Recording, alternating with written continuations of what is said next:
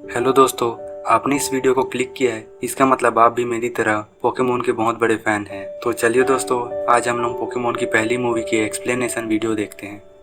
Movie की starting में कुछ साइंटिस्ट के ग्रुप को दिखाया जाता है जो कि कहीं से मिली हुई जानकारी के साथ उस जंगल में एक रहस्यमय पोकेमोन की तलाश में आए होते हैं।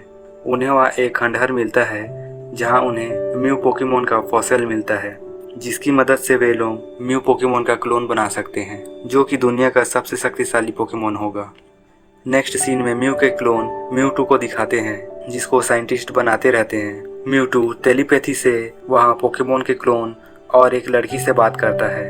उसका नाम I2 होता है। वह लड़की भी क्लोन होती है।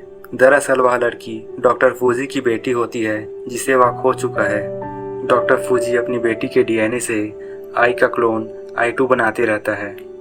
I2 म्यूटू को अपनी यादों में बसे जगहों को दिखाती है और वहाँ की सारी चीज़ों के बारे में बताती है, जैसे कि सन, मून्स, स्टार्स, हवाएं और भी बहुत सारी चीज़ें। जल्द ही बाकी क्लोन्स गायब होने लगते हैं। उन क्लोन्स की लाइफ जाती रहती है।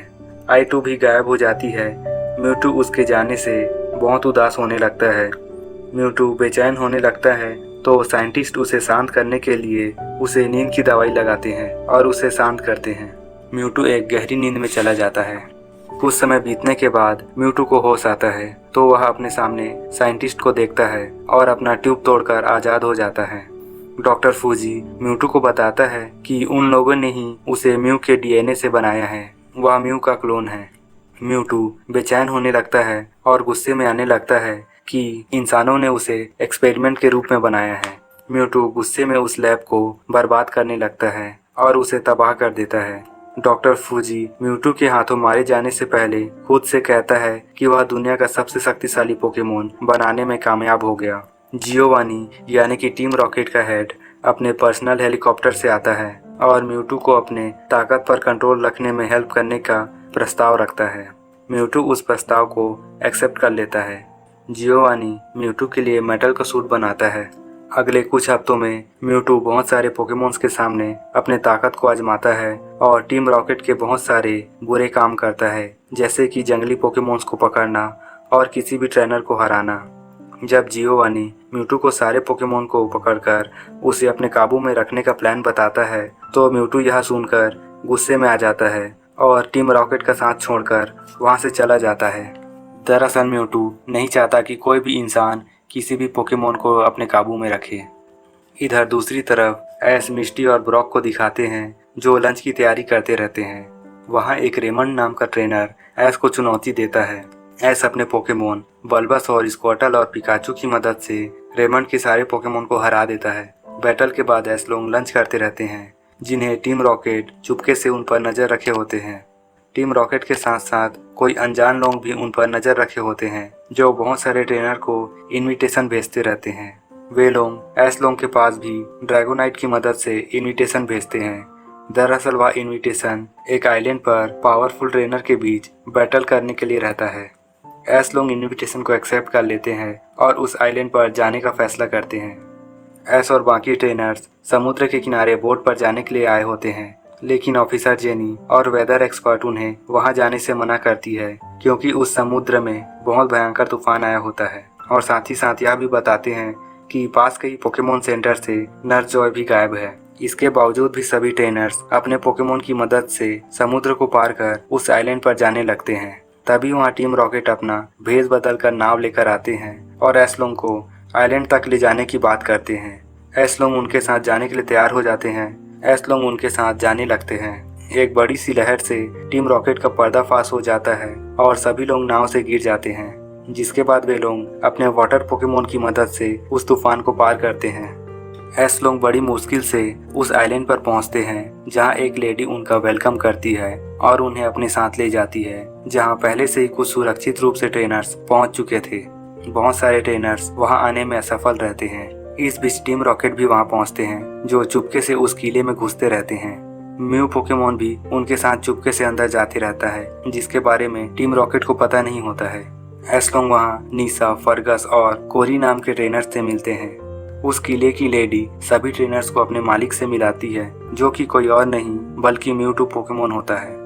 फर्गस म्यूटू से कहता है कि एक पोकेमोन होकर वह दूसरे पोकेमोन का ट्रेनर कैसे हो सकता है, जिससे म्यूटू गुस्से में फर्गस को उठाकर फेंक देता है। फर्गस अपने पोकेमोन गैराडोस से म्यूटू पर हाइपर बीम अटैक कराता है, जिसे म्यूटू आसानी से गैराडोस पर वापस भेज देता है। जिसके बाद म्यूटू उस लेडी को अपने वश से आजाद कर देता है। वह लेडी कोई और नहीं, पोकेमोन सेंटर की नर्स जॉय होती है।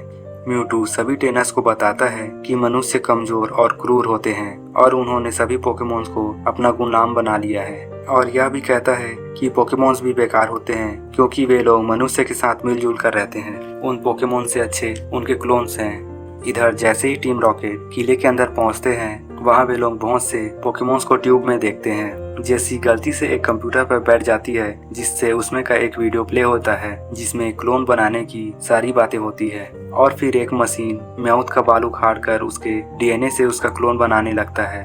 टीम रॉकेट को वहाँ के बारे में पता चल जाता है। टीम रॉकेट के साथ साथ म्यू भी वहाँ के बारे में सब कुछ जान जाता है।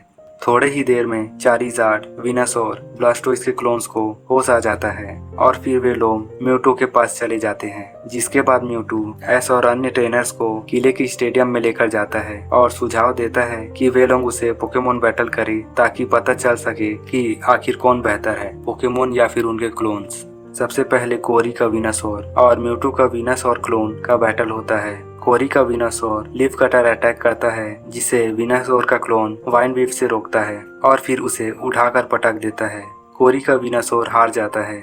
जिसके बाद निशा का ब्लास्टोइस का बैटल म्यूटू के ब्लास्टोइस के क्लोन से होता है। कोरी का ब्लास्टोइस अपने क्लोन से हार जाता है। अब एस का चारिज़ार्ड का मुकाबला म्यूटू के चारिज़ार्ड के क्लोन से होता है। एस का चारिज़ार्ड क्लोन से कड़ी मुकाबला करता है, लेकिन वह भी क्लोन से हार जाता है।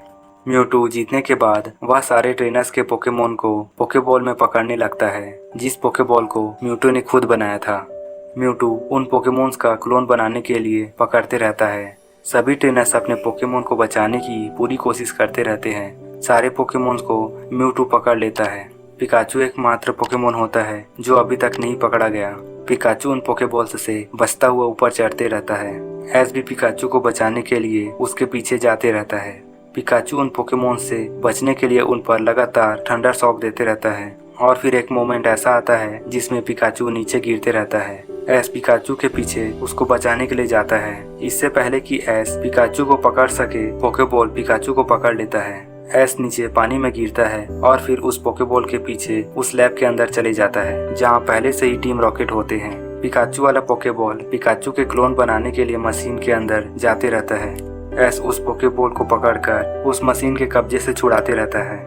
एस फाइनली पोकेमोन को छुड़ा लेता है, जिसके बाद पिकाचू उस पोकेबॉल से आजाद हो जाता है। साथ ही साथ मशीन में गड़बड़ी हो जाता है, जिससे सारे पोकेमोन्स आजाद हो जाते हैं। क्लोन हुए पोकेमोन्स रेडी हो जाते हैं और बाहर निकलकर सभी लोग म्यूटू के पास चले जाते हैं, जहां म्यूटू सभी ट्रेनर्स को छोड़ देता है और उन्हें उस आइलैंड से वापस चले जाने को कहता है। इस बीच एस सभी पोकेमोन्स को अपने साथ लेकर आता है और म्यूटू से कहता है कि वह म्यूटू को उसके मकसद में कामयाब नहीं होने देगा। एस म्यूटू को पंच मारने की कोशिश करता है तो म्यूटू एस को अपने साइकिक पावर से दूर फेंकता है, जिससे म्यू अपने पावर से बचाता है। म्यूटू म्यू को देखता है तो उस पर अटैक करता है और फिर उस पर लगातार अटैक करते जाता है, जिससे म्यू बचते जाता है और फिर म्यू म्यूटू के पास जाकर बातें करता है। म्यूटू म्यू से कहता है कि भले ही वह म्यू से बना है, लेकिन वह म्यू से भी ज्यादा ताकतवर है। जिस पर म्यू कहता है कि असली पोकेमोन ज्यादा बेहतर है क्लोन से, क्योंकि क्लोन्स नकली हैं। तो म्यूटू अनाउंस करता है कि चलो देखते हैं कि कौन बेहतर है, असली पोकेमोन्स या फिर क्लोन्स। सारे पोकेमोन्स अपने क्लोन से लड़ने लगते हैं। म्यू और म्यूटू भी फाइट करने लगते हैं। सारे पोकेमोन्स लगातार लड़ते रहते हैं जब तक कि रियल पोकेमोन और क्लोन्स में से कोई एक जीत न जाए। पिकाचू का क्लोन भी लगातार पिकाचू पर अटैक करते रहता है, लेकिन पिकाचू फैसला करता है कि वह उससे फाइट नहीं करेगा। सारे पोकेमोन्स लड़ते लड़ते थक जाते हैं, लेकिन फिर भी लड़ते रहते हैं। क्लोन्स भी रियल पोकेमोन से लड़ना नहीं चाहते, लेकिन फिर भी लड़ते रहते हैं। एस फैसला करता है कि इस लड़ाई को रोकना होगा और पिकाचू की तरह लड़ने से मना करना होगा। म्यू और म्यूटू अपने साइकिक पावर का यूज कर एक बड़ा सा हमला करते रहते हैं। एस उनको रोकने जाता है तो एस उनके अटैक के चपेट में आ जाता है, जिससे एस उस पावरफुल अटैक से पत्थर बन जाता है। ऐश की ऐसी हालत देख पूरा स्टेडियम शांत हो जाता है। पिकाचू ऐश को जगाने की कोशिश करता है, उस पर लगातार थंडरबोल्ट अटैक करने लगता है, लेकिन ऐश नहीं उठता। ऐश को खो देने की वजह से पिकाचू की आंखों में आंसू आ जाता है और बाकी पोकेमोन्स और क्लोन्स की आंखों में भी आंसू आ जाता है, जिसके बाद उन पोकेमोन्स के आंसू चमत्कारिक रूप से जाकर ऐश में मिलने लगते हैं, जिससे ऐश में फिर से जान आ जाती है। जिसके बाद म्यूटू को एहसास होता है कि पोकेमोन और इंसानों में एक अटूट रिश्ता है, दोनों साथ मिलकर रह सकते हैं और यह रियल और क्लोन्स में कौन बेहतर है यह जरूरी नहीं। म्यूटू सब पहले जैसे ठीक करने का फैसला करता है और म्यू के साथ मिलकर यह भी फैसला करता है कि यह बात किसी को भी याद नहीं होनी चाहिए और वे लोग आराम से कहीं दूर दूसरी जगह क्लोन्स के साथ मिलकर रहेंगे। म्यू और म्यूटू सारे क्लोन्स को अपने साथ ले जाते हैं और फिर एक सफेद रोशनी के साथ सारे ट्रेनर्स वापस पोकेमोन सेंटर में पहुंच जाते हैं। सभी लोगों को उस घटना के बारे में कुछ याद नहीं रहता। तूफान शांत हो जाता है। समुद्र किनारे ऐश म्यू पोकेमोन को देखता है तो वह ब्रॉक और मिस्टी को बताता है कि उसने अभी एक रहस्यमय पोकेमोन को देखा, जिस पर उन्हें लगता है कि यह ऐश का भ्रम है। और फिर ऐश लोग अपने आगे के सफर को जारी रखने की तैयारी करते हैं और यहीं पर यह मूवी खत्म हो जाता है।